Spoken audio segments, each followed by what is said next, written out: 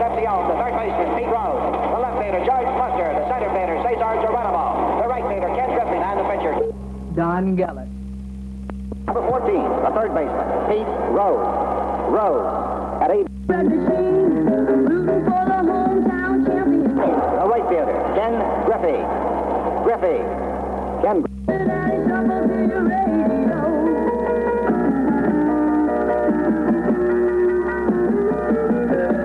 The second baseman, Joe Morgan.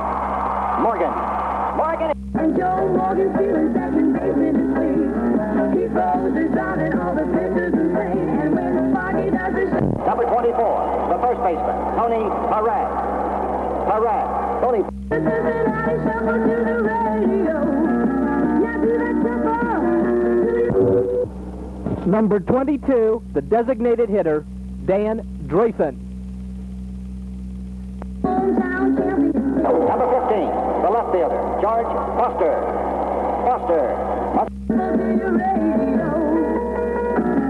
Number 5, the catcher, Johnny Bench. Or Johnny. Johnny Bench will hit one for you long and deep. And Joe Morgan's feeling second base in his sleep. Number 20, the center fielder, Geronimo. They'll be praying for rain. The rest are coming up, they're getting ready to go. To do the Cincinnati shuffle to the radio. Now do that shuffle. Number 13, the shortstop, Dave Concepcion. Dave. Cincinnati shuffle to the radio. Now do that shuffle to your radio. Retired. We'll be back again on that radio. We hope to see you then. Saying goodbye to Marty and Joe and the Cincinnati Reds. Ladies and gentlemen. gentlemen, if you'll all rise for the playing of the national anthem.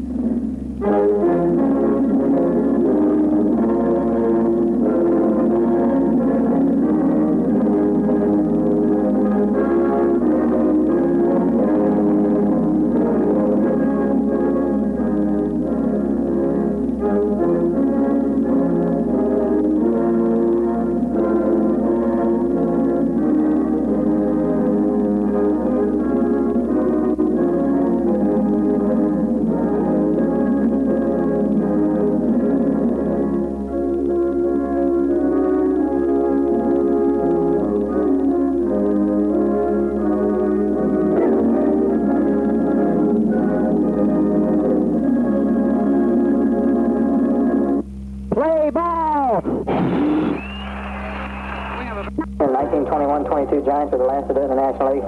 It'd be a great feather in our hat, and I think that's what we're all looking for. And if the good Lord's will and the creek don't rise, we'll be there. In the next 5 days, for the World Series opener in Cincinnati, the New York Yankees got a ninth-inning home run from Chris Chambliss to beat the Kansas City Royals in Game 5 of their championship series. They headed for Cincinnati.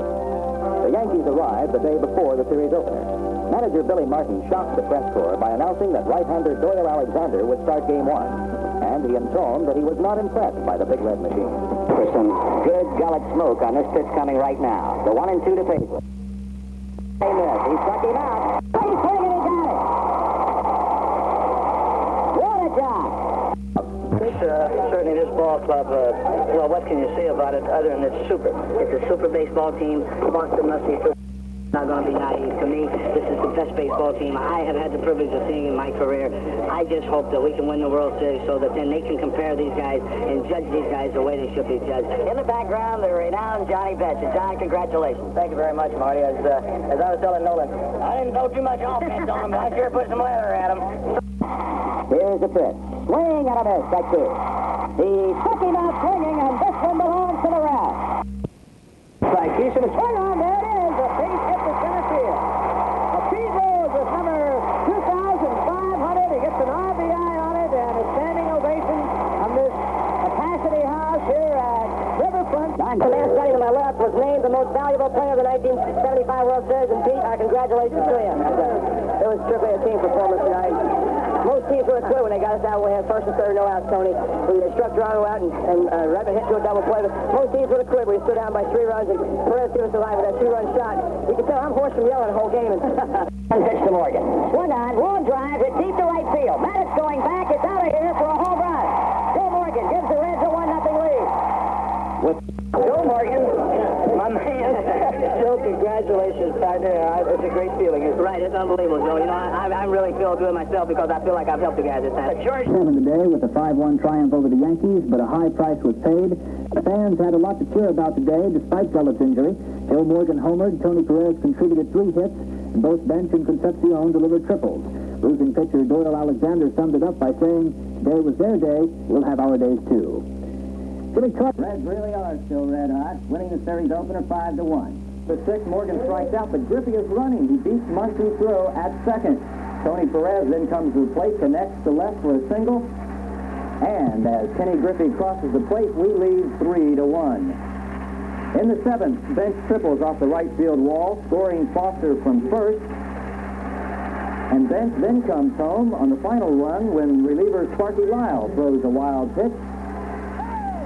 The starter, Donnie Gullet, he was the winner, but he leaves in the 8th. The tendon in his right ankle is dislocated. He's out for the rest of the series.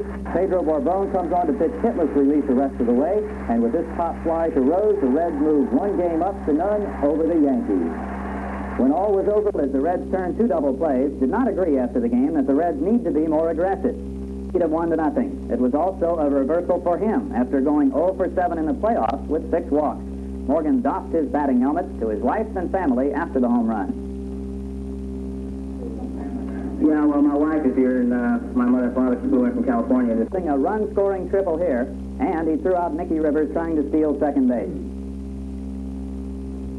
After the game, Alexander comes set. The 2-0 pitch to Rose. Swung on. Fly ball. Hit to center field. That'll be deep enough to get the run in. As Nicky Rivers drifts back, makes the catch. Concepcion tags and comes in to score. It's 2-1 our side. Went I could hit the ball through the hole. I was actually just trying to hit the ball to right field through the hole between first and second. They'd really overshifted and gave me quite a shot. He had been pitching me away. So I just tried to go with it, and it worked out today. You know, and just happened to be successful. Tomorrow night at 8:30, it's Fred Norman against Catfish Hunter on TV.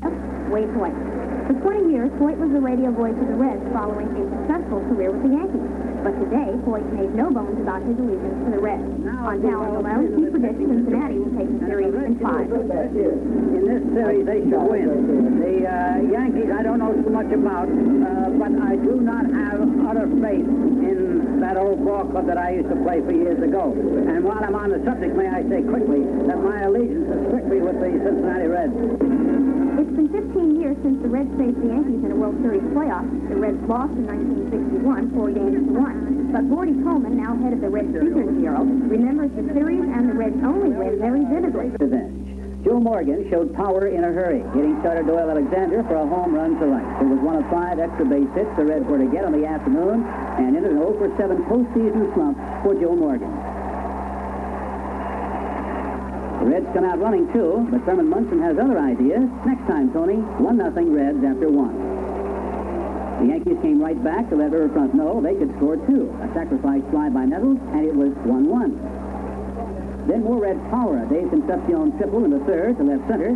The shortstop came in to score when Rose sent a fly to center field, and it was 2-1 Reds. It's Pedro Bourbon kicks and deals a high pop on the left side, foul ground.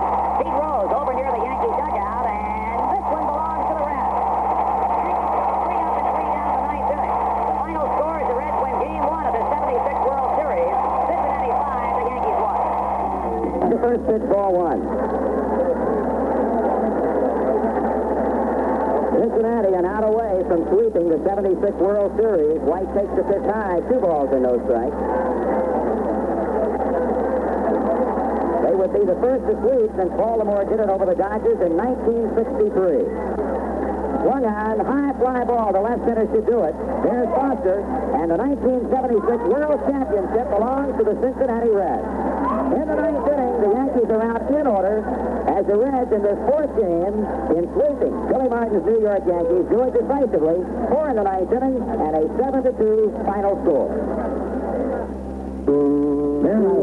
World Championship, it's always more difficult to repeat, Joe. Right. Second time around is always the toughest. I tell you what, I'm very pleased. I'm very happy for all the guys because they're a great bunch of ball players, and they put it all together there after toward the end of the season, went right through the playoffs and right on into the World Series. They're great. It's just great to be on a team like this. So I think it can honestly be said, your pitching staff has been maligned, but they gave up just 8 earned runs in 4 ball games. They said that was your weakness. I've never believed it's a weakness. I know you haven't either. Right. I've said all along, ever since I've been here, that the pitching staff is underrated here because we don't have a big 20-game winner because Sparky uses the whole staff all the time. And they keep guys from winning 20 games, but they do the job that we ask of them. Hold them close and we'll get Professional baseball to present to Gus and to Bob and to Sparky and to this great championship team of Reds. The first team to win 2 consecutive World Championships. Congratulations, 1921-22. A truly great team. Beautiful, totally emblematic of this team and what you've achieved. Congratulations to you all on behalf of everybody in baseball. There you go. All right, let me get over here. This is the chairman of the board of the Cincinnati Reds, Mr. Lewis Zipper. Congratulations, sir. Thank you. You showed that you can have class and pride and still be world champions. You don't have to be madmen and the different kind. This club here is the greatest club that's come down the pike for one reason. They got more class than any other baseball team has ever had. There's one guy shows the way. That's you, Sparky. Thank you so much.